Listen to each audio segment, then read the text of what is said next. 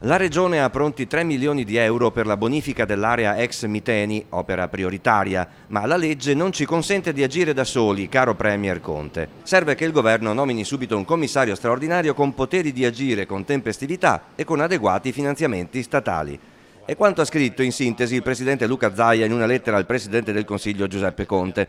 Al Premier ha riepilogato le principali tappe della vicenda legata all'inquinamento da sostanze perfluoroalchiliche e delle opere realizzate dalla Regione con la nuova rete di acquedotti per portare acqua pulita nelle zone dove le falde sono risultate contaminate dagli PFAS.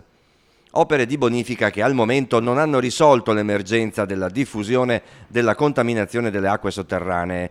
Pertanto Zaia ritiene che le bonifiche non potranno verosimilmente procedere con la dovuta celerità. Così ha scritto a Conte. La situazione è grave, ha concluso Zaia nella lettera al Premier, tanto che c'è la necessità di nominare un commissario straordinario, dotato di poteri in deroga che possa accelerare tutte le procedure previste dalla normativa vigente. Il tutto con l'obiettivo di intervenire prima possibile sul risanamento ambientale dell'area dell'ex stabilimento Miteni. Infine i finanziamenti. Il Veneto li chiede a Roma, impegnandosi però fin d'ora a mettere la somma di 3 milioni di euro.